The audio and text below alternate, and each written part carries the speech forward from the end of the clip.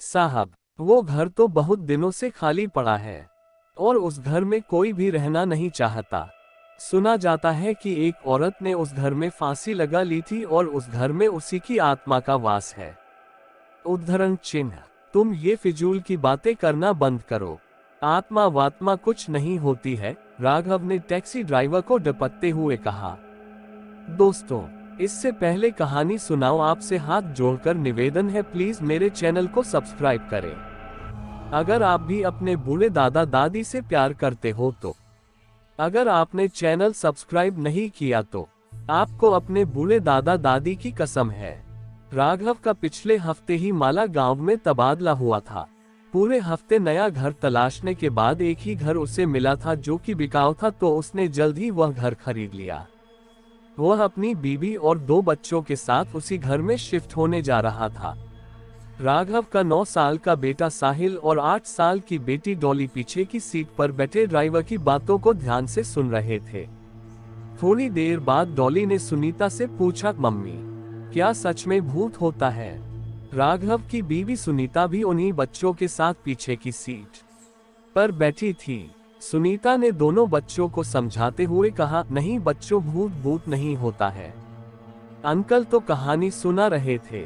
उद्धरण चिन्ह। राघव ने एक बार फिर ड्राइवर से कहा, ये सब कहानियां बनाना बंद करो, बच्चे डर जाते हैं। साहब, मैंने जो बातें सुनी थी वह आपको बता दी, अब आगे आपकी मर्जी, ड्राइवर ने राघव से कहा। शाम का समय हो गया था, सूरज ढलने को था, लेकिन अभी भी हल्की सी धूप खिली थी। राघव ने ड्राइवर से पूछा, अभी और कितना समय लगेगा? बस पहुंच ही गए साहब, ड्राइवर ने जवाब दिया। थोड़ा और आगे जाने के बाद एकाएक ड्राइवर ने टैक्सी रोक दी और कहा, लो साहब, आपकी मंजिल आ गई। राघव ने टैक्सी से नीचे उतर कर देखा तो ड्राइवर ने टैक्सी लगभग 100 मीटर पहले ही रोक दी थी। राघव ने ड्राइवर से पूछा, तुमने टैक्सी पहले क्यों रोक दी? अभी थोड़ा और आगे चलो। साहब, अब मैं और आगे नहीं जाऊंगा, भले ही आप मेरे पैसे काट लीजिए, शाम के समय कोई भी यहाँ नहीं आता, ड्राइवर ने राघव से कहा। राघव ने उससे ज्यादा बहस नहीं की और उसका किराया दे दिया। ड्राइवर ने उनके दोनों बैग छत से उतार दिए और टैक्सी मोड़कर फिर से वापस चला गया। सड़क बिल्कुल सुनसान हो गई, दूर दूर तक कोई भी नजर नहीं आ रहा था। सूरज भी डूब चुका था। राघव और सुनीता दोनों ने एक एक बैग उठा लिया, फिर दोनों अपने नए घर की ओर बढ़ने लगे। थोड़ी ही देर में वे मेन गेट पर पहुंच गए। गेट पर जंग खाया हुआ पुराना ताला लटक रहा था। तभी न जाने कहां से उनके पास एक बूढ़ी औरत आ गई, हाथ में लाठी लिए थी। उसके बाल उलझे से थे, चेहरे पर काफी झुर्रियां पड़ी हुई थीं। लगभग 90 साल की तो होगी ही। उस बूढ़ी औरत ने उनसे पूछा, तुम लोग कहां जा रहे हो? राघव ने उसे बताया, हम लोग तो इस घर में रहने के लिए आए हैं। उद्धरण चिन्ह। उस बूढ़ी औरत ने जैसे ही यह बात सुनी वह जोर जोर से कहने लगी, लौट जाओ यहाँ से, लौट जाओ, वह किसी को नहीं छोड़ेगी। यहाँ जो कोई भी आता है वह जिंदा वापस लौटकर नहीं जाता। तुम सब मरोगे, लौट जाओ यहाँ से, लौट जाओ, अभी भी समय है, वापस चले जाओ। उद्धरण चिन्ह। तभी उस घर का चौकीदार राम सिंह वहां आ गया और उसने उस बूढ़ी औरत को वहां से भगाते हुए कहा, चल बुढ़िया, निकल यहाँ से, भाग, कुछ भी बकती रहती है, पागल कहीं की।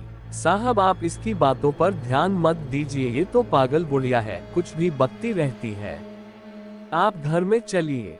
राम सिंह ने जंग लगी सरियों से बने गेट पर लटक रहे ताले को खोलते हुए कहा।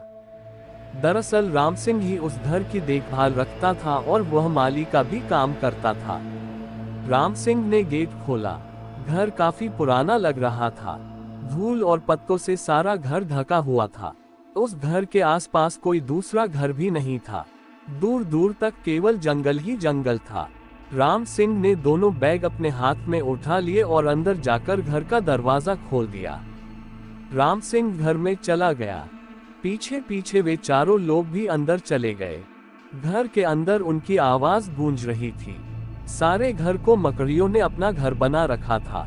राम सिंह ने फिर उनको उनका कमरा दिखाया जो कि ऊपर वाले फ्लोर पर था। उसने जैसे ही गेट खोला वैसे ही फर्रस से 2 कबूतर कमरे से बाहर उड़ गए। सारा सामान बिखरा पड़ा था, पूरे कमरे में धूल की चादर बिछी थी। राम सिंह ने बैग उनके कमरे में रख दिए और उनसे कहा, साहब आप लोग अपना सामान व्यवस्थित तरीके से रख लीजिए, तब तक मैं खाने का कुछ इंतजाम करता हूँ। राम सिंह चला गया। उन्हें पूरे घर को साफ करना था, इसलिए उन्होंने कमरे से शुरुआत की और वे लोग तुरंत ही काम पर लग गए। थोड़ी ही देर में उन्होंने अपने कमरे को साफ कर लिया और सारा सामान व्यवस्थित तरीके से रख लिया। राम सिंह ने खाना लगा दिया था, इसलिए उसने आवाज लगाई, मालिक नीचे आइए, खाना लगा दिया है। सभी लोग नीचे गए। राम सिंह ने सभी को खाना परोसा। खाना बहुत ही स्वादिष्ट ही बना था। सभी लोग खाना खाने लगे। खाते खाते राघव ने राम सिंह से उन अफवाहों के बारे में पूछा तो राम सिंह ने कहा, क्या साहब आप भी इन लोगों की बातों में आ गए? जब वे खाना खा चुके तो राम सिंह उन्हें कमरे तक छोड़ने गया। राघव ने देखा कि उसके कमरे के पास एक और भी कमरा था जिस पर बहुत बड़ा सा ताला लटक रहा था। राघव ने पूछा, इस कमरे में ताला क्यों लगा है? राम सिंह ने उसे कमरे के बारे में कुछ नहीं बताया और हंसकर बात टाल दी। राम सिंह ने राघव से कहा, साहब इस कमरे के बारे में मुझे कुछ नहीं पता, बस आप इस कमरे के अंदर मत जाना और ना ही इसे खोलने की कोशिश करना, जितना हो सके इस कमरे से दूर ही रहना। राम सिंह ऐसा कहकर वहां से चला गया। फिर वो सभी लोग कमरे आ गए। सुनीता ने राघव से पूछा, डाली कहाँ है? राघव ने देखा डाली उनके बीच में नहीं थी। इस कहानी का अगला पार्ट में बताऊंगा डाली कहाँ गायब हो गई है। दोस्तों, कहानी अच्छी लगी हो तो चैनल को सब्सक्राइब करें और वीडियो को लाइक और शेयर करें। Thanks for watching.